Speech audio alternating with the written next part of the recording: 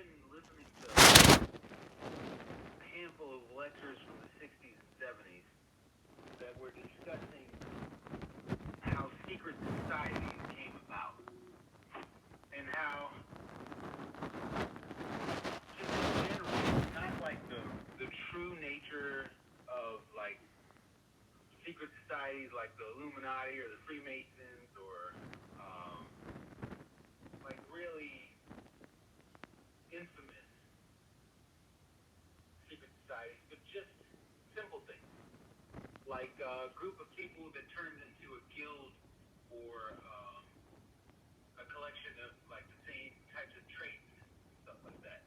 And what you said about the fact that you can have this argument with somebody in a gas station, and then you can turn on a switch that says, I'll digress and I'll carry this conversation on with the people that I want to have a conversation with. Right. Okay. So I'm all for that, but I want to take it a step further.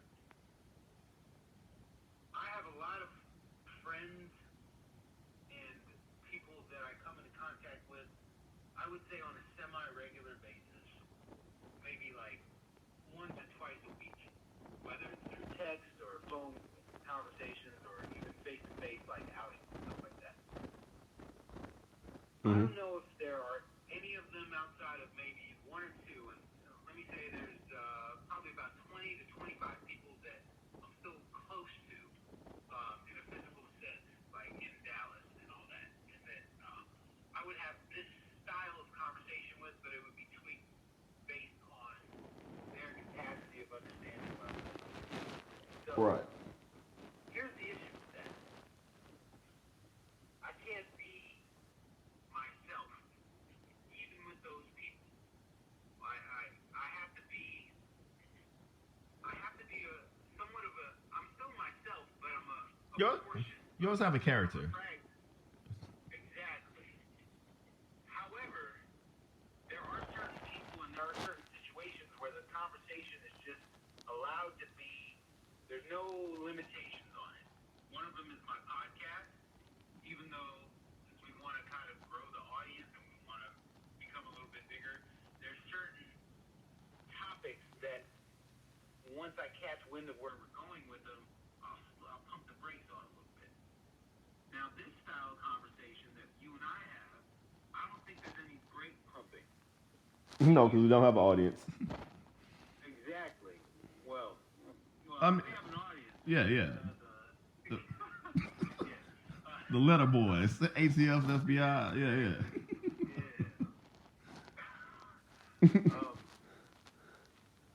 Because my thought process on that was, I feel in the 60s, 70s, right? Let's say if I have a topic of shit, I don't fucking know. Let's say global warming. Global warming, even though it wasn't big back then, whatever like that. The thing is, if I engage that conversation with the chick at the cash register, I know. Yeah. Well, the thing is, I'm more inclined to holding this conversation with her because I know when I go home, my mom, my dad, my sisters, my friends don't have any clue of the subject. But since because of the internet, I can detach myself from this chick and go on the internet and hold this conversation somewhere else versus me staying engaged with it. And why I see that as on my side as kind of detrimental is because of people like I don't even know how the fuck you pronounce. I don't know if it's QAnon or Canon. The people that was waiting at Dallas for JFK to ride by. Oh man, QAnon. Yeah, we just got done talking about him for an hour and a half. My thing is, if I'm having an intellectual conversation with the chick at Kroger's and I'm like, oh, she's an idiot because she doesn't see my point that JFK is going to return, it's detrimental to go back into a group that's just as dumb as I am and everybody agree with me. That's going to support that, exactly. And this is why the topic of secret societies is an interesting parallel to this, because I've realized not too long ago that people need to belong to groups. True. One way or another, whether your group of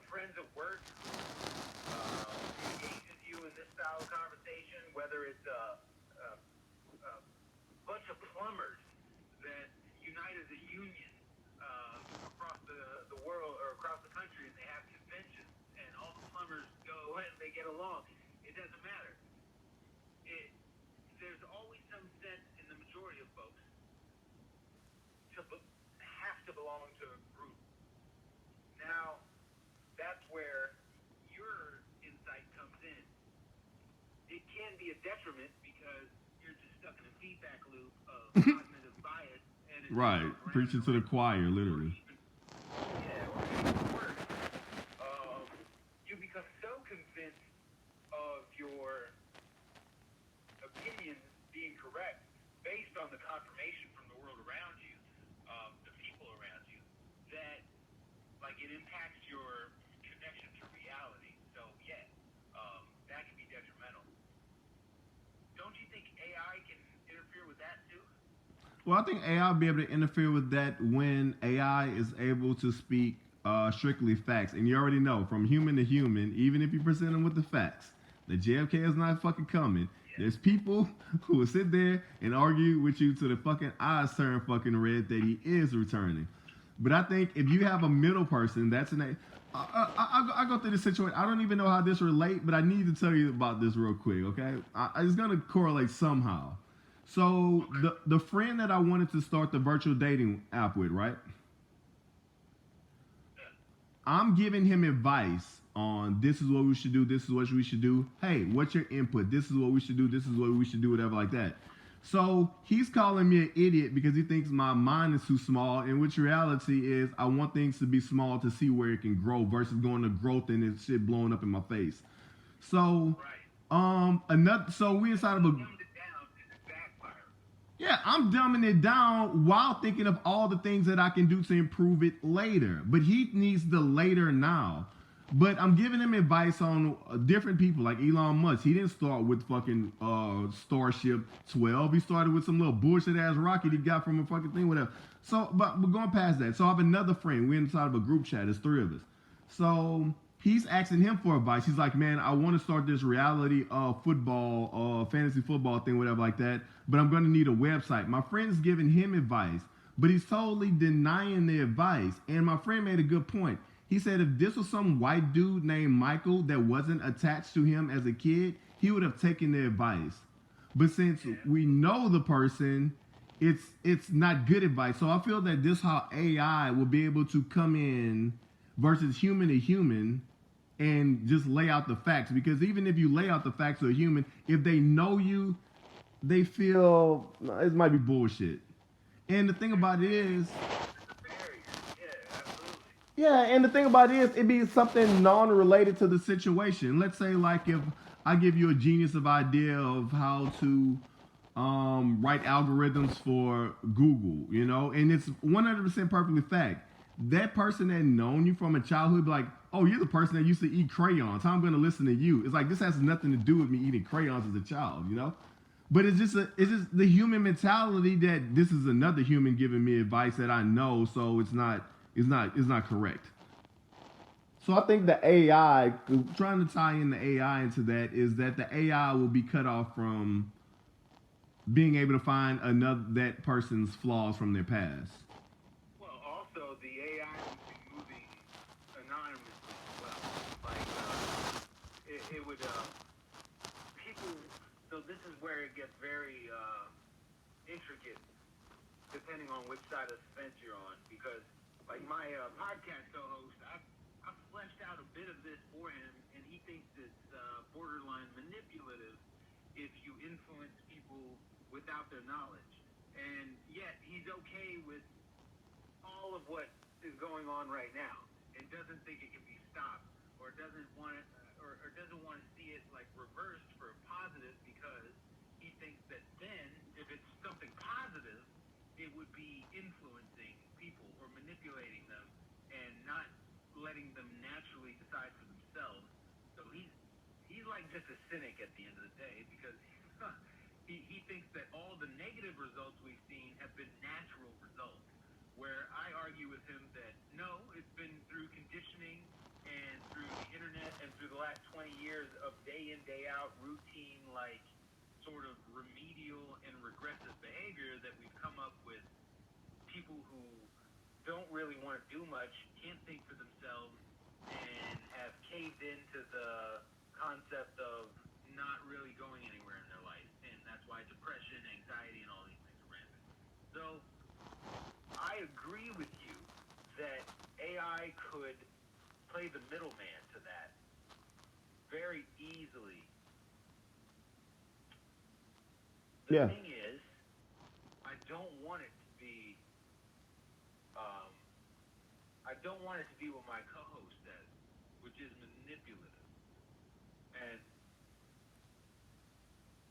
oh man, the more I think about it, it's like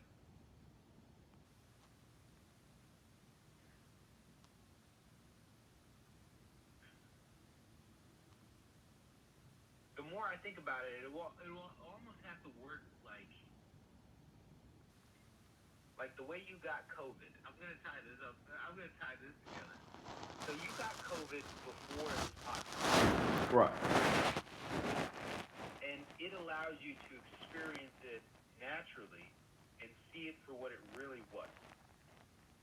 Right. Versus being conditioned to where I'm about to die tomorrow. Correct. So I would have to experience the proposition of what I want the algorithm to do beforehand, so that I could ensure for both myself and for the code that would go into it that it wouldn't have manipulated me in one direction over the other. Meaning that my free will was never really compromised. It was just pushed in a direction that I hadn't tapped into yet. Because everything up to this point was like quarantined within a certain range of options and choices. So, ironically, my free will has been limited up to the point where I wasn't letting the algorithm open up my range of options. So let me rephrase. If conditioning exists, your choices are limited. If conditioning does not exist in its traditional sense, all of a sudden you open up the realm of possibility to actually exert your free will. Okay, I see it. So I'm suggesting perhaps that chaos is what we have experienced up to this point.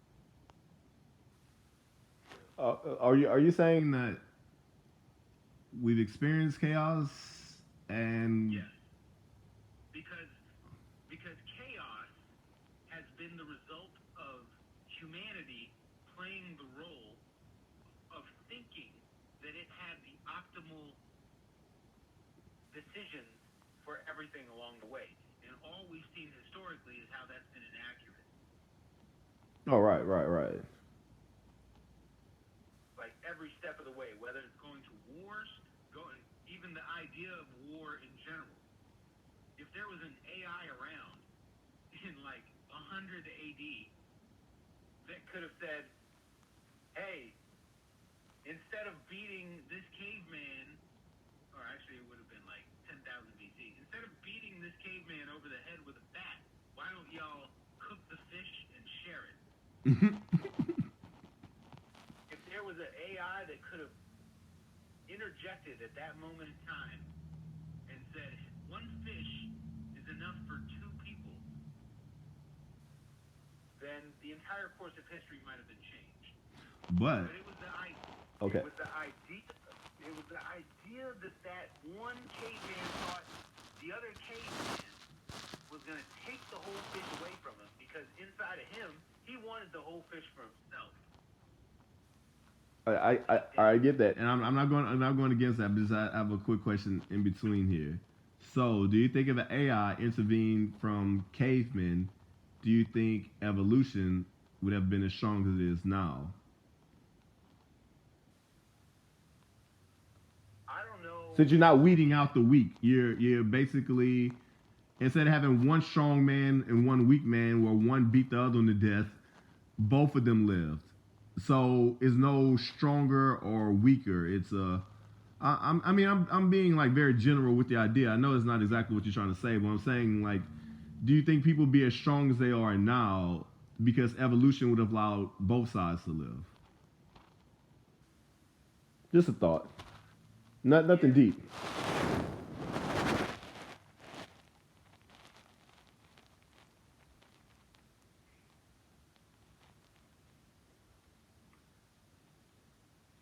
Nothing too deep, he says. It's deep. Nothing deep. Just I know it is, but I want to be surface level first. Then we could dive deeper because we remember our conversation. I remember our fucking conversation. So if you go against what you say right now later on, I don't really care. I'm not gonna call you like a hypocrite. Oh, well, you said this, and that. This is just off top of the head, just freestyling it.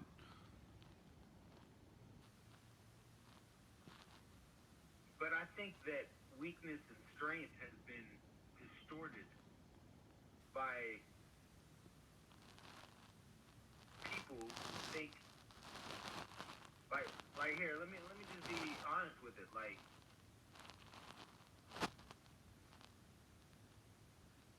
if I'm asked, do you think you're strong in this category, this category, this category, and this category? My personal bias about my understanding of what strength means is going to say yes in all those categories. So unless they ask me something that I am admittedly weak, I'm going to say I am strong in that category. Okay. And so I don't know that evolution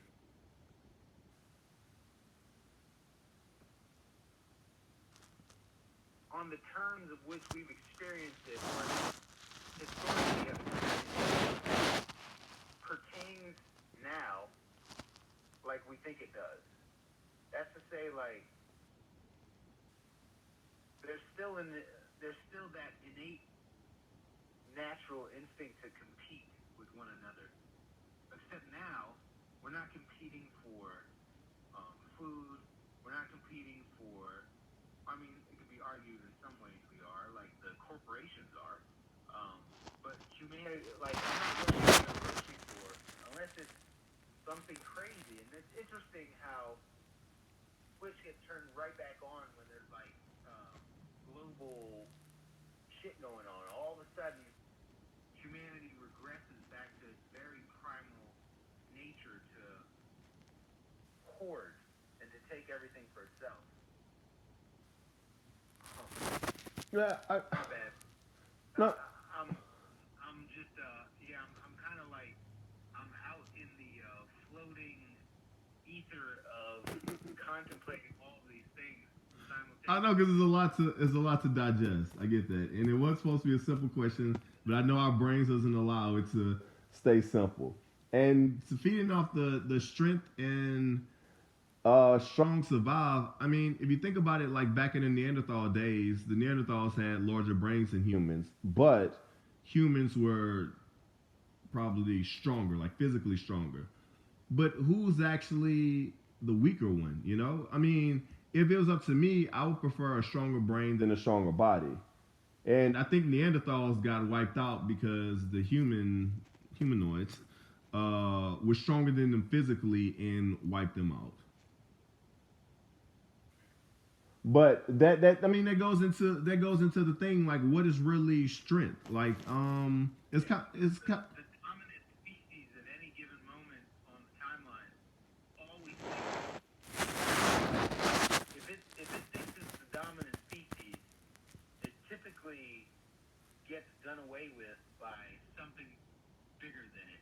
Like just ask the dinosaurs. Right. I mean, and another thing about strength is the simple question that I got asked as a kid, like who would win in a fight, a shark or a lion? And the answer is it depends on where they're fighting. If a lion is fighting underwater, of course the shark's gonna win. If a shark is fighting on land, of course the lion's gonna fucking kill the shark all day. You you can't really tell someone's strength though. Like if you're strong within 5 categories and weak within one, that person that's strong within that one category is gonna call you dumb, even though that is the only category he's strong in. Absolutely. It's very hard to determine strength and weakness. You don't think AI can figure that out too? I believe so. I think AI will found a middle ground, kind of like instead of one bashing in the other one's humanoid bashing in Neanderthal's head, that they both can eat the fish. That so then AI can develop economic infrastructure that is sustainable based on people's strengths and weaknesses, and it can be modular, which we cannot do as humans, based on greed, based on corruption, based on just the inability to be flexible and open-minded enough. Like, right now, we're still operating off constitutional laws that require so much time and effort, and honestly, they require ridiculous amounts of negative arguments over stuff like abortion, stuff like death penalty. There's a certain, like, we think we have, as human beings, we think we have the authority on determining whether or not all of those things, like how they should be handled under our watch. But nobody stops to think like, or to realize that we haven't been able to agree on it. So if we haven't been able to agree on something, that's a sign for me that it's not up to us to figure it out. True. No, that's very true. I'll lead you into this because the thing about it is we think that we have a justice system. But the thing is, if you're rich enough, you can pay somebody out of court to where you never be judged. That's like you rape someone, whatever like that, and you pay enough to the victim or whatever, a few $1 million, and then they get silenced for the rest of their lives. Now that person is allowed to talk shit down upon another rapist because his was never justified in court. If yeah, let's say if someone is about to get let's say like 10 years for some like a drug charge, but they know the judge personally and they have a video of him like being a pedophile, and he's like, well, if you're gonna give me these 10 years, I'm gonna have to show this video. Justice is not solved.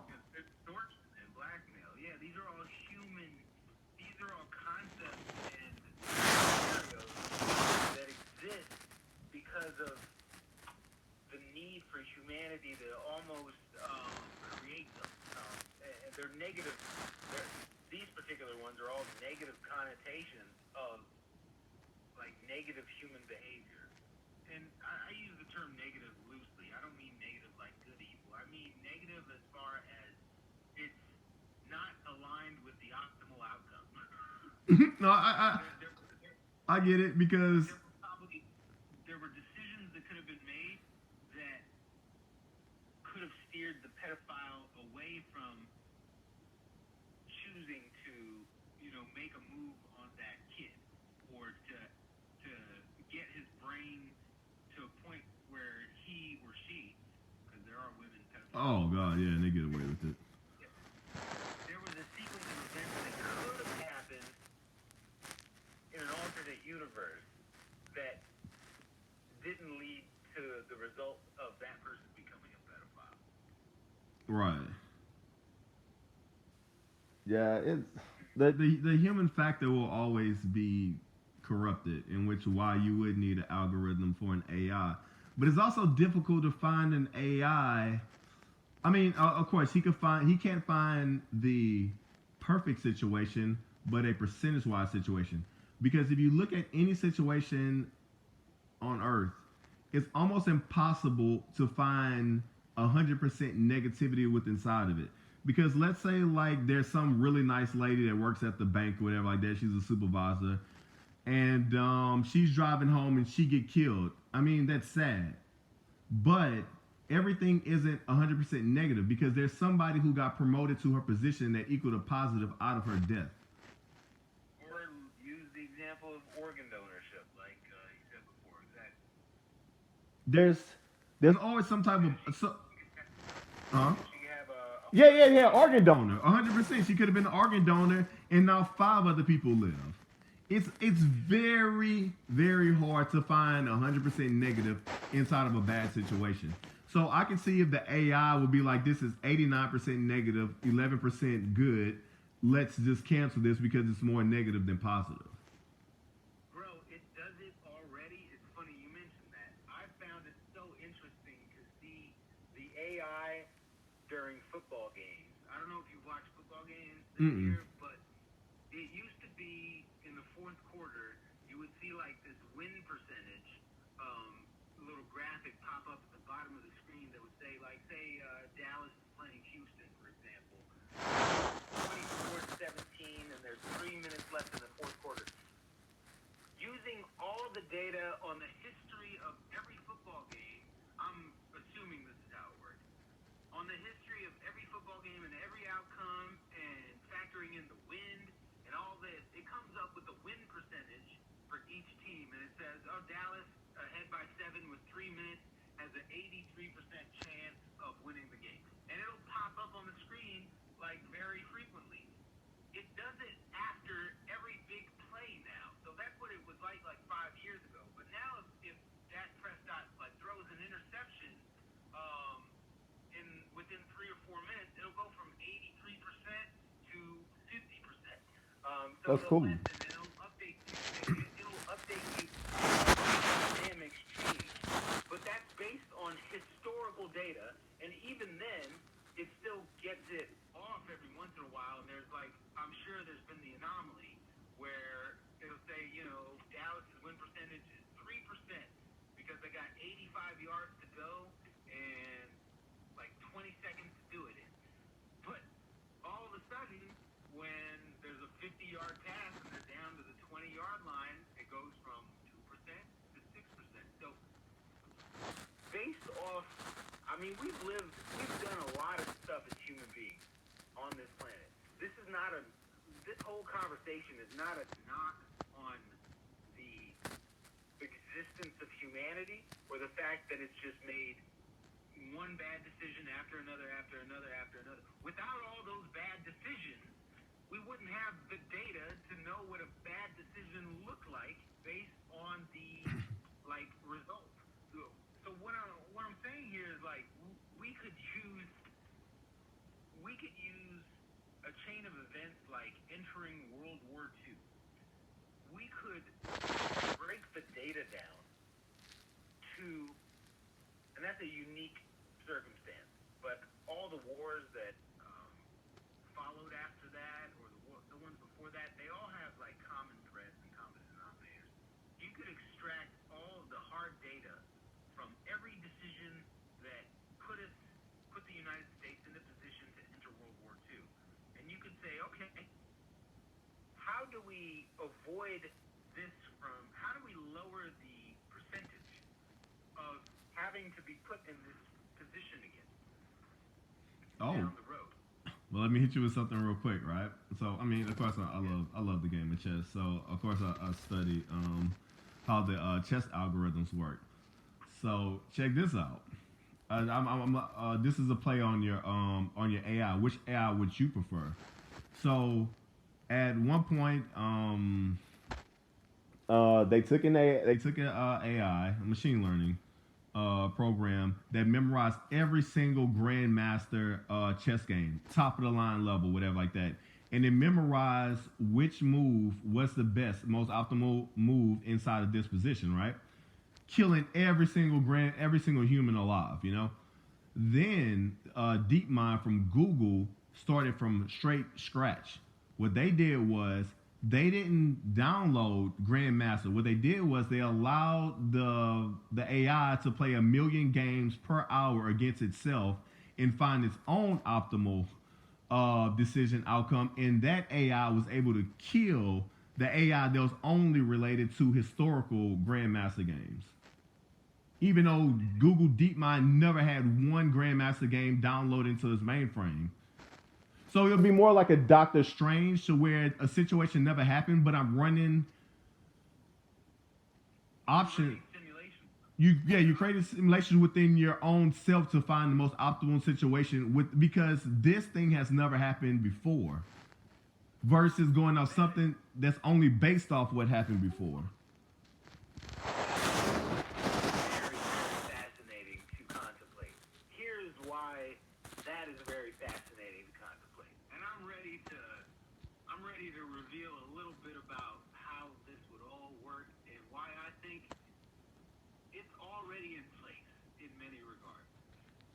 So, I maintain the idea that behind every baseline algorithm that exists, there has been a human mind that has programmed it. The Facebook algorithms, the way that the Google algorithms, all that, they wouldn't exist in the current state, even if it's mostly machine learned now. Like even the chess algorithm that Google put together. Somebody had to put in the code to get it to work the way that they wanted it to work. Even if the algorithm itself was kind of let loose to find the optimal path on its own. Well, I get. Just to give you more information on your thought process, the way it happens is it will play 1 million games per hour against itself. Every single game that it won, they gave it a treat. Like you get like a red scarf, and it needs to get 1,000 red scarves in order to win. So its algorithm is trying to get 1,000 red scarves. So it memorizes every single game that it won to know the exact position it can get to beat the next game, so it can get another red scarf. But you go ahead what you're saying. I'm following what you're saying. But that's how they programmed it to do it all by itself, because it was a reward system. What if the human unconscious is that supercomputer that if we tap into it, if we integrate it into more applicable scenarios, we can essentially code the algorithm suggesting unconscious. Meaning, okay, when you go check this out, I'll get very specific with this. Let's just say for the last 50 years that every movie you've seen, every book that you've read, if it's a work of fiction, has, at least for an unconscious period of time, had your unconscious working in a what if this were to really occur scenario. To the point where, let's say you turned on Jurassic Park in 1993. You sit down, you watch the movie as a kid. You're like, man, this is a great popcorn movie. I love this movie. It's fantastic. This would be so cool if one day we had something like this, but of course where the dinosaurs didn't go crazy and kill everybody. Right. But let's just say your unconscious doesn't realize that that's a movie. Your unconscious does not have the understanding of what a movie is. So the information that you're absorbing is really just data to the unconscious. And so while you're watching Jurassic Park, your duality of existence, conscious and unconscious, is working in different ways. And your unconscious, this is why maybe people can relate to certain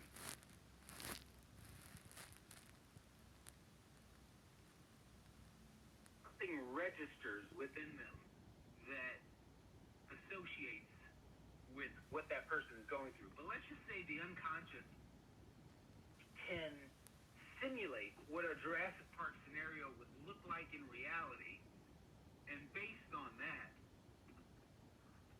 we code the algorithm. And unconscious, Yeah. consciously. Because the unconscious is uncompromised. Oh, 100%. I had a situation to where the chick that I was supposed to break my virginity to um was at the time consciously all I was thinking about was sex. Unconsciously, I can see what she's wearing, all this, right? All the things that are around, right? So end up situation. I didn't end up breaking my virginity to her. I think her parents called her early, whatever the situation was.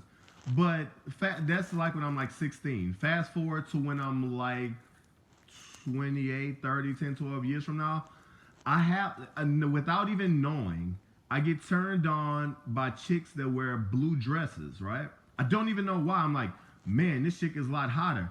Then I'm having a conversation with someone who I was supposed to break my virginity to, which is a girl, and I was like, man, she had on this. It came to me. It came consciously to me. She had on this blue dress, and then it answered all my questions.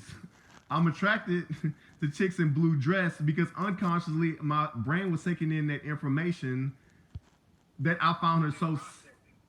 It's crazy. I mean I don't know. I don't even know if that even tied into it or tied into it somehow. But No, absolutely it does, but it's a little bit more behavioral. I was reading a book very similar to what you just said. It was using the example of a blue car, and it was using relationships. So it suggested that, let's just say a woman breaks your heart, and she drives a blue car, and the last image of the last day that you spend with her is her driving off in her blue car. From that moment on, you're going to register, let's say it's a blue Mustang. Every time you see a blue Mustang, you're going to you're going to re-experience a fraction of the heartache that you experienced the day that she drove off in her blue Mustang. And so, in a weird way, this works with hypotheticals more so. But that could be a good thing because what our brains are, what our unconsciouses are doing is preparing ourselves for the potential of something like Jurassic Park happening, I get it. or something else, which is crazy to think of because now that I look at COVID and the way that, and I'm on record for this, bro, like in a year and a half ago, on our show, on our podcast, we kind of detailed out, me for the most part, and that's not me tooting my own horn or anything, I'm just cutting it straight, no bullshit. I detailed out psychologically how things were going to go and how they were going to progress. And I also detailed out what needed to be done for the worst case scenario to be avoided. This is kind of what got me thinking about this whole algorithm building in the first place, because I saw the reaction to COVID, and the whole time I'm like, man, if people would just listen to what I said and had not really like taken in consideration that, who's he to say this? He's not a politician. He's not the president of the United States. He's just some guy in Dallas. But if they'd thrown all those conditions away and they'd actually just listened to what I suggested we do, which turned out to be what we did later on anyways, and if we'd done it at an earlier stage, we would have mitigated a lot of the hardships. So it goes back to all of that. If we're training the algorithm based on, let's just say without being egomaniacs about it, you and me 9 times out of 10 make the right decision when it comes to our personal lives. I'm not willing to admit that quite yet. I might go with like 7 out of 10. I give 7 out of 10. I make a lot of dumb shit. Yeah, I'll go with like 7 out of 10. But let's say that's in the top 1% of all humanity right now. The AI would know that if it wants to build and machine learn on its own, let's say it wants to be its own chess program, but it needs some sort of example because we're dealing with human data here. And so it needs a precedent as far as human data. It's not going to pull its data from the person who gets 1 out of 10 things correct. Now, what it can do is it can determine what we get correct 7 out of 10 times, and then it could go out looking for the 3 things that we don't get that other people do get right. and it can formulate out of that all of these optimal machine learned implementations of the data that it's gathered. That's crazy to think of, because Yeah. then you're talking about a utopia that nobody could fuck with, and nobody would want to fuck with Right. unless they want to get there I- and that's not to say that new problems don't arise. I'm all for new problems. I'm all for the unexplored. I'm all for journeying into the unknown, and I'm all for, like, not Pandora's box, like traditionally speaking, but I'm all for opening up a slew of new possibilities. What I'm not for is repeating the same mistakes. And so if the AI is coded to not allow for the same human mistakes to be made over and over again and not have anything learned from it, kind of like we've seen in many instances, then yeah, bring it. Yeah, I like the hybrid choice that you use. Instead of taking all the advice from somebody who's giving 7 out of 10, you have to understand that the 7 out of 10 is flawed.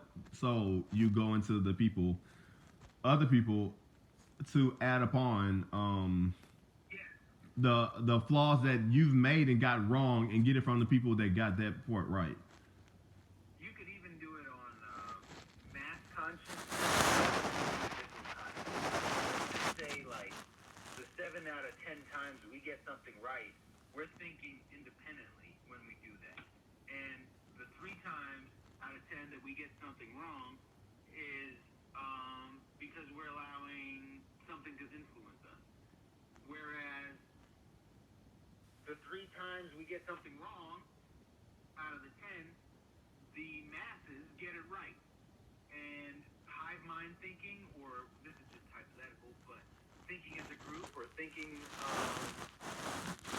like in an assimilated sense, is the right thing to do 3 times out of 10. But the fact that we're such independent thinkers prevents us from doing that so frequently. So we're so, like, I've been called stubborn plenty of times. Oh, me too. And I probably am, but that's because I'm an independent thinker. So the two go hand in hand. Like, I am going to be stubborn in many regards because 70% of the time, my stubbornness turns out to help me. Right. Oh, man. Whew. All right. Yeah, that's a lot to... Hey, I'm going to go to sleep tonight, and my unconscious is going to do... Holy shit. But okay, one question. I don't know if he was leaving or not, but from Yeah, I got a little road trip in the morning, but I'm good for... okay, yeah, I'm about to hop back into VR anyway. Oh yeah, bro, do it. My thing is, if you had I'm not saying you're God. I know you said the religious connection, whatever like that.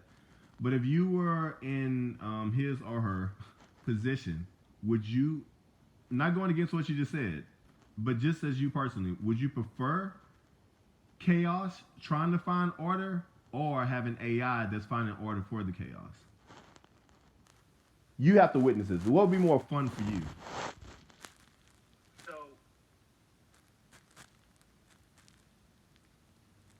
Because I'm saying, if there's a greater designer, I think that he's intentionally not letting the AI, because he feels it's more entertaining watching people try to figure out themselves. Not saying that your idea is bad. I'm just going from a whole different point of view. Just from, instead of being... no, I agree. That's part of the equation. But what would you prefer to see?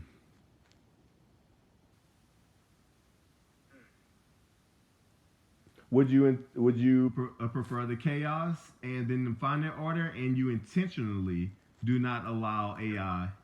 Define chaos. There's really no... Chaos is kind of like the cavemen. Like, they really didn't know what the fuck they were doing. Eventually, they started hitting with sticks, and eventually, they started getting stones and tying it. It's like they tried to find order. It's kind of like when you look at the first upright monkeys, chimpanzees, whatever the fuck you want to go into, whatever like that. Things were scattered around. Eventually, you came to about 100,000 to 100 million years later, where they kept tools all in one spot. So out of chaos where there is no tools, or tools are just so happen I found this tree branch and killed this monkey. Now I have 4 or 5 of these tree branches with rocks connected to them, and I'm finding some type of order. Is that the final order? No, because life, I believe life, the universe itself, will always be a project. It will never be finished. It's always gonna be in works. But eventually, out of that chaos, I call it, not chaos is in like the negative way, like nothing is sane. What I'm saying is they were able to get their tools inside of one home, a community inside of one place, versus being all scattered out. So when I say chaos, No, that helps. The way you explain it helps me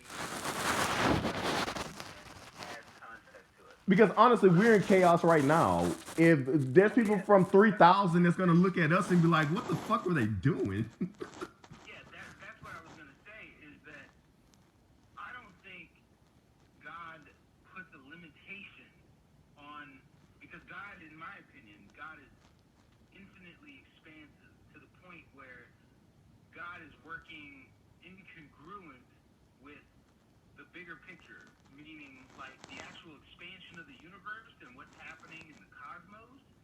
That's in alignment with the potential and beyond of what God can present with. So here we are on the earthly level, where our gauge for expansion has been what we've dictated it to be for the last 10,000 years. Now, I don't think there's a limitation on what it can be. That doesn't mean like living in sci-fi land, and in a week and a half, if everybody on the planet thinks really hard about it, they'll grow wings and we'll be able to fly. That's not what I'm suggesting. I'm always going to keep it contained within the realm of possible potentials based on the reality that we are presented with. But that doesn't mean that realities can't change. Obviously, they can over time. Like if somebody 50 years ago even mentioned the idea of being able to communicate within a millisecond, like we're communicating right now. You're a sorcerer. Somebody not physically present. Yeah, you would be laughed at. You would be Right. burned at the stake a couple of years ago. Right. Now it's a reality. Now it is a reality. What I'm suggesting is that I don't think God has a cap on how quickly we get access to a reality that may be 100 years if we keep going at the same pace we're going at now. Like, I don't think God cares if we accelerate the pace, because his pace, her pace, its pace, the universe's pace is so far beyond the pace that we're moving that we could move as humans. We can never dream of catching up to that pace. And even if we did catch up to that pace, even if we exceeded that pace, then all of a sudden you're talking about perhaps what we're here to encourage and do, like as a species. Who knows, bro? Who knows? Yeah, but it's like, So, okay. go ahead. Redux the question. My bad. The redux answer to your question is Wait, let me simplify it real quick. You as a god, okay? I know you never want to see yourself as a god because there's only one god, whatever, you know. But I mean, hypothetically, whatever. Would you allow AI to cause full order? Not you as a human. You're watching from out of the fishbowl. if that means eroding at what chaos has been defined as up to this point, yes. If that means doing away with the concept of chaos, like I said, I'm open to the Pandora's box, quote unquote, not in the traditional sense, but in the fact that if you bring up all of mass consciousness up one level simultaneously, like a video game, if everybody's level, let's just say as a consciousness scale style, everything is at 0 right now on this planet. If we go up to 1, that doesn't mean like all of a sudden everything is fucking hunky-dory and everything is figured out and everything is perfect and utopia is here. Nah, the conscious scale goes up like a lot. I know. Our realm of comprehension. It goes from your solar system to your galaxy to controlling the energy of the universe. Exactly. But we've been so content with where we're at for so long that I don't see an issue with getting past that hump and saying, okay, it's time to kick it up a notch. When it comes to intelligence or consciousness or anything like that. So yeah, AI, I am okay with AI data crunching everything that has happened that has involved the human hand up to this point and saying, okay, just like full circle, the conversation we were having about businesses. Okay, if this sort of behavior never results in anything good, then this sort of behavior doesn't need to exist anymore. like for real. Like it's not. It's free will, but we've seen it already. Like people have had the chance to express their free will. So you're not limiting someone from being a pedophile. You're saying what you're saying is that being a pedophile has never resulted in a positive outcome. I got you.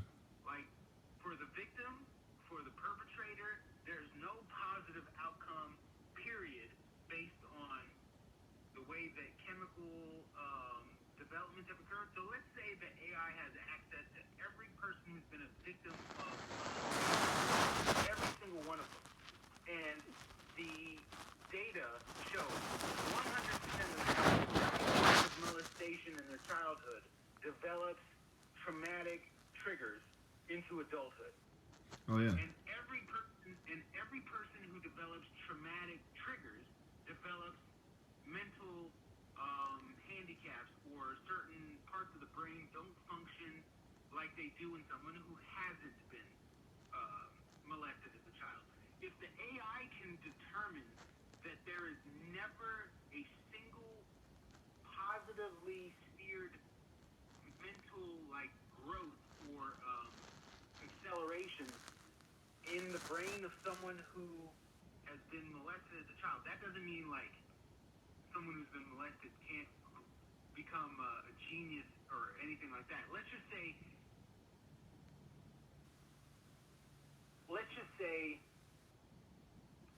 if 100% of the time someone who has been through something like that has negative effects that wouldn't be present if they hadn't been molested, then AI can data crunch all that, and it can do away with the freedom to molest over the course of 10 to 20 to 30 years via social conditioning. That's to say, because look at porn right now. Well, don't look at porn right now. I have my iPad ready. What? Oh, I thought I was looking up something. Pornhub, and you've seen the taglines where it's like stepsister fucks dad. Oh, they normalizing it, man. Yeah. Yeah. That's. So what that does is it's conditioning people to.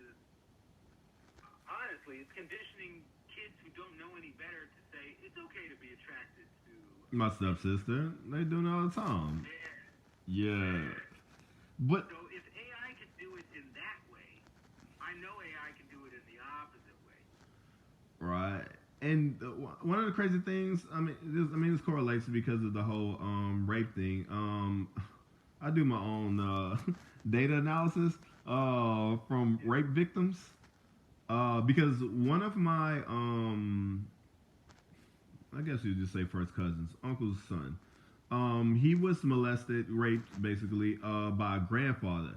But when he grew older, he also grew a fondness of the youth as well. But who is to say that that would have never happened if the first part wasn't triggered? And from my data research on Reddit, like from rape victims, whatever like that, it's mostly three situations. One, the lowest percentage one, is that they become reclusive and just stay to themselves and do not want to be touched by sex.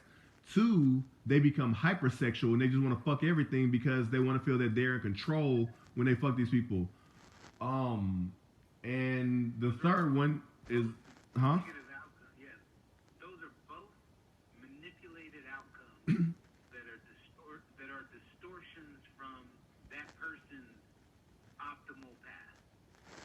Yeah, wait. The third one was they also become rape victims, kind of like with that. Yeah. So what you're saying is that based on one person's sequence of negative decisions, another person's ability to experience Normal. life in a You're right. life in a natural proceeding of events has been tainted and been interrupted with and corrupted. Yeah, it's a bad apple, man. Yeah, that's the stuff that if you feed AI and you say this is the kind of stuff we want to do away with, someone having the ability to influence another person to the point where it prevents them from making an independent choice. So it's kind of like the reinstatement of free will. Like I was suggesting earlier, it's not doing away with free will because free will has been done away with based on humanity's want and need to interfere with other people's free will. Oh yeah, because like I told my friend, it's only so much money you have until you want to control people. Yeah. Yeah. Money no longer excites you, so you want to control humans. Yeah. It's crazy. Oh, and another. I mean, we can jump back to this, but one thing that you said stuck with me. You said, which is very fucking true. Even if we reach Kardashev level 1, everything won't be fucking hunky dory and fucking utopia, because. No, we open up the doors to the unknown, but that's exciting. It is exciting, but it also, if you want to correlate the Kardashev scale to information, you would think that if the Kardashev scale level was on information, where we're all at a 0, or like let's say 0.5, because we had like newspapers and news outlets. But once we got the internet, we reached level 1 of the Kardashev scale on information. It did not make everyone smart, even though everyone could be attached to the information. Yeah, nah, it doesn't turn on a light bulb of consciousness. It enables everybody within their own scale to level up if they choose, if they have the guidance, the self-initiated guidance to want to seek that level up. All of a sudden, you lift the ceiling a little bit higher to the point where that is achievable. But right now, it seems like we're at the mercy of how the larger whole goes, and like whatever the infrastructure that's been set up to this point dictates as limitations on something. That's what people have to subscribe to. But I don't think that's the case. I think the lid is coming off of that shit. Yeah, I mean, until we reach this, I mean, there's no such thing as Kardashev scale because it only deals with energy, but information. But once we reach like a because I think like 0.2.5 was like people sharing stories, word of mouth. That's Kardashev scale was 0.25. Then you got the newspapers, which brought it to like 0.5. Then you got like the TV network, international TV, which brought it to like a level 7.5. And then once the internet came, I believe it was put on level 1. I believe one thing you said will be possible within the future is telepathic. Yeah, I think that's gonna be the second level of Kardashev, to where we look at the internet like, what was that? We look at it like it was a newspaper. Yeah, bro. And when you look at the internet and the rank ups within the internet itself over the last 20 years, you can kind of see how that's the model that the brain probably followed before the internet. Because I'm not naive to think like that 200-300 years ago there weren't people walking around who thought they could telepathically communicate with people back then.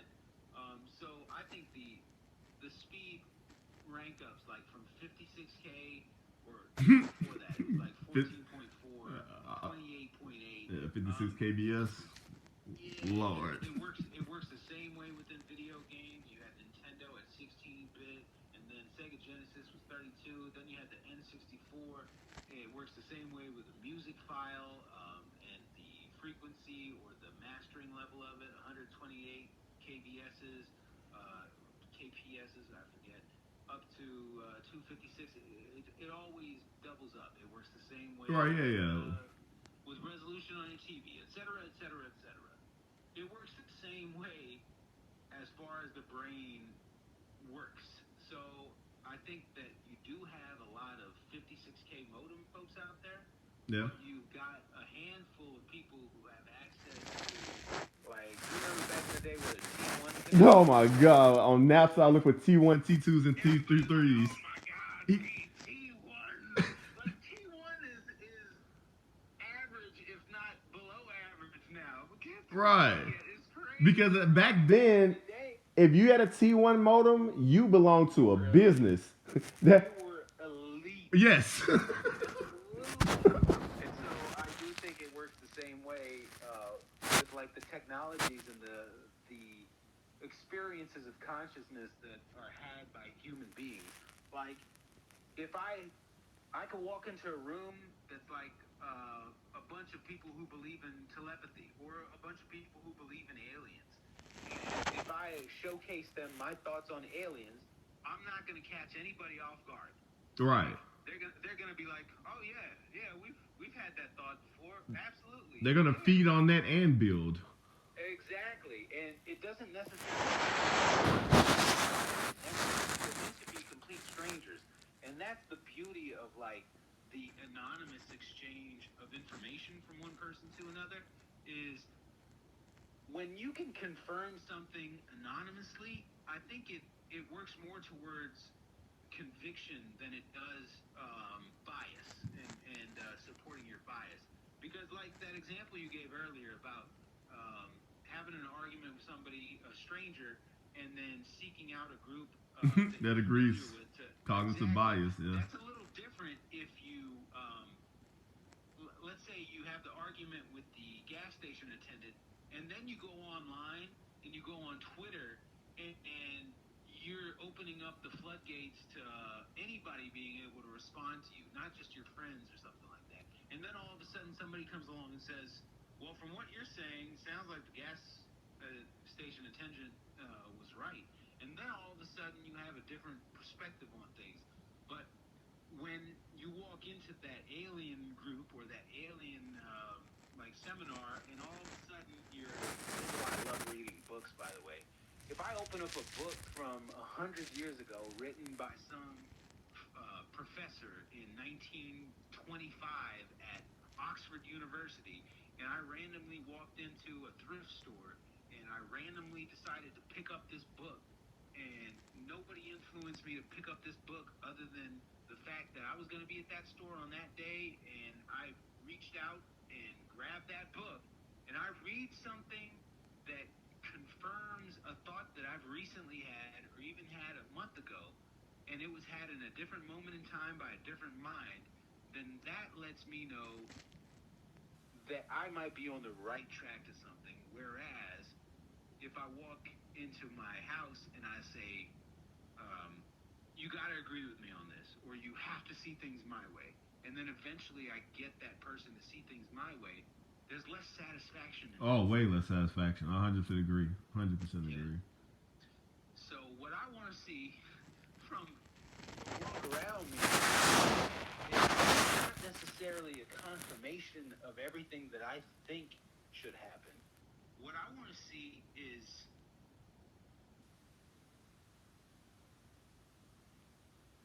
a little bit of that. Because I have evidence that it works. So I don't know. It's interesting. It's getting late, so my brain's gonna go. Yeah. We can pick this up another time.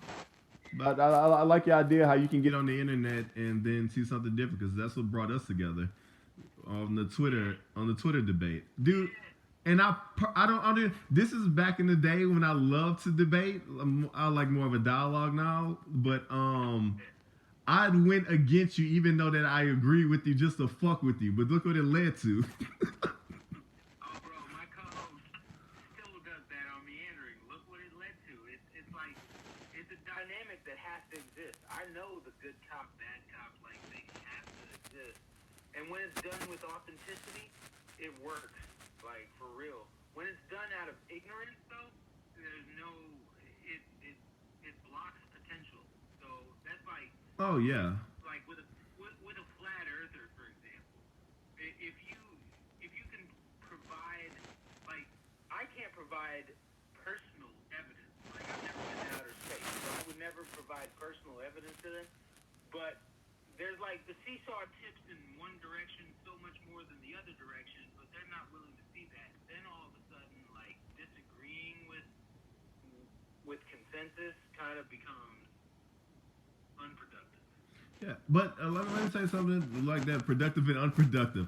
My way of thinking, I admit when my way of thinking was fucked up, but it made sense to me at the time. What I used to do was, I used to purposely go against people's argument, even if I agreed with them, because every single debate I had, I gained more information from that person. Oh yeah. It's not right at all, but I'm saying that was my logic back then. Even though that I agree with this person, I want to hear some thoughts of why this person thinks this way, and it will also increase my next argument when I have an argument with someone else, because I got more information from this one person. Yeah, you're bringing the conviction out of people to test whether it's real. That's an awesome thing. People should put their convictions to the test, because what they'll find out very quickly is how trash their convictions are. Like, in many cases. Yeah. For real. If you really believe in something, I kind of want to know why you believe in it, and I want to hear you discuss it in your own terms so that I can evaluate whether or not it's something that I should consider incorporating into my worldview. I mean, that's like the whole logic behind why religion, in my opinion, has failed in so many regards, is because they just come out and say, well, I mean, here's how you should go about worshiping, and here's how you should go about praying, here's how you should go. A bunch of hows, but no whys, huh? Exactly, no whys, and it replicates itself across all of the religious spectrum, which leads me to believe that all religion really is a scattered amalgamation of a portion of the truth and the reality. But nobody involved in these religious landscapes is willing to endeavor further to develop their craft or their infrastructure, their ecosystem, because that requires effort. Because all they need to know is the how. Yeah, That automatically cuts me off from debating with somebody when they can't tell me the why. Because the thing about it is, if you know something, you can teach it. So you tell me why this is the way. God, I wish I was asked why more often by people I see on a daily basis. Like, I am literally waiting around for people to say, like, Sasha, why do you believe this? I am waiting. But, you know, the good news is, difficult questions, a really hard question, Yeah. I ask them myself. Right. And I prognosticate all of the variability, Dr. Strangelike, and I can program my own algorithm to determine what, you know, the optimal outcome is for my way of thinking. Right. I can put it to the test. I can test out like let's say tomorrow, like my business plan. There's 4 cities that I have the potential of visiting tomorrow. Actually, it's not a great example. Yeah, I'm getting. What I was gonna say is that I've been juggling around which one of the cities I should hit up first and which one I should hit up last. And so, But you're running that simulation within your head. yeah, I could play out like all the scenarios right now in my head. But at the same time, what if I'm already lined up for the optimal scenario? But that's the thing though, because that's the definition, the argument between how and why. You know how to get to each one of these cities, but why would you choose this one before the next one? Well, traffic. Yeah, no, I know your reason. I'm just saying, like the definition, because I had an older guy that when I worked with, a coworker, whatever like that, and he was like in the 60s or 70s. He says during the Korean War, he said they sent 5 of our troops with guns to cover this water well, whatever like that. And he says if anybody, one of these townspeople get close to it or anybody else, you shoot and kill them. They knew how to kill them, but they had no clue why they were protecting this water well.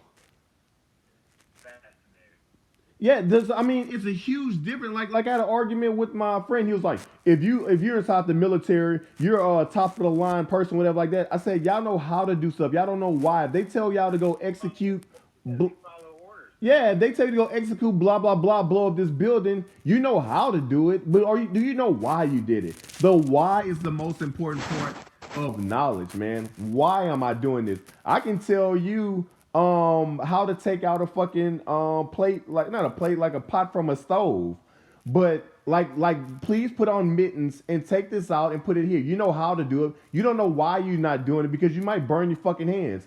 So if you don't know why you're doing something, I promise you, if you do this 100 times, one of those times you're gonna try to grab that pot. Oh yeah, and then you'll know why. Then you know why. That's crazy.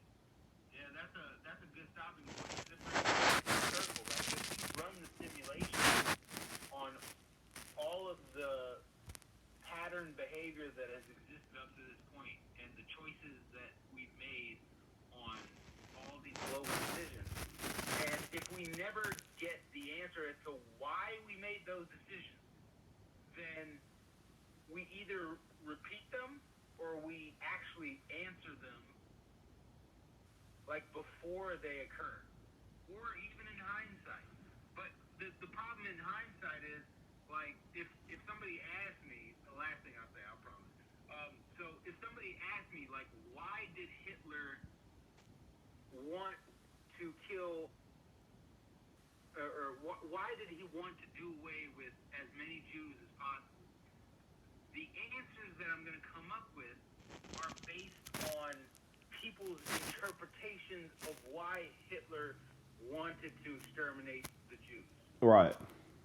What I need access to is Hitler's reasoning as to why he wanted to exterminate the Jews. Because otherwise, you're just extrapolating a bunch of information, and you really have no answer from the source. And you're not getting to the source of it, which in this particular case, he's the one that made all of the wheels start turning on that machine because he's the one who had the influence within his character, and he's the one who went Sith instead of going Jedi.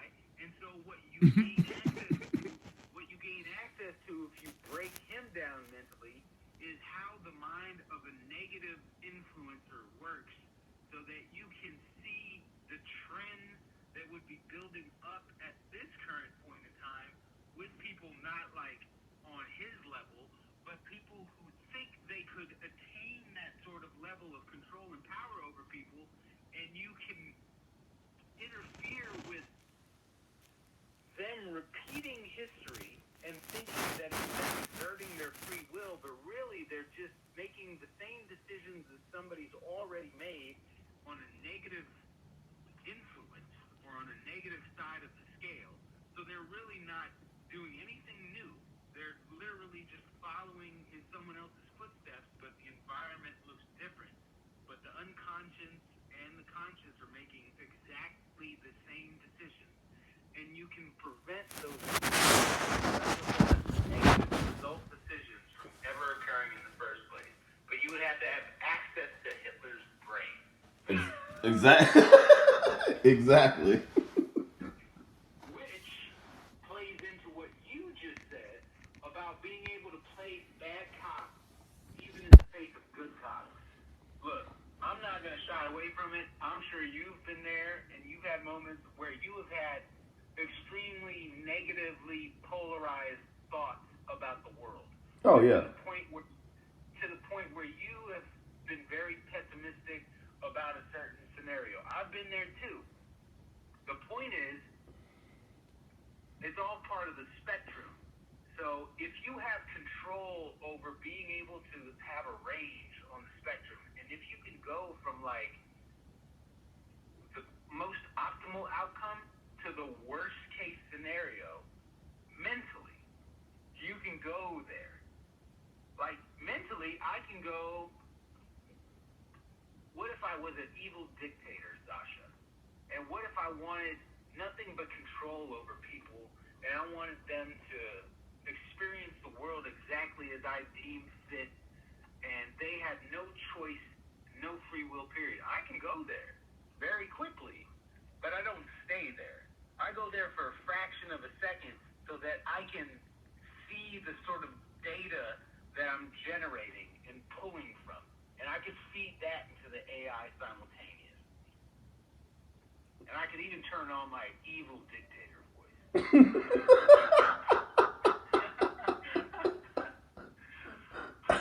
So I can know when I'm going in that mode. Like, rappers refer to this as demon time now. You know? Right. It's so fucking crazy. I'm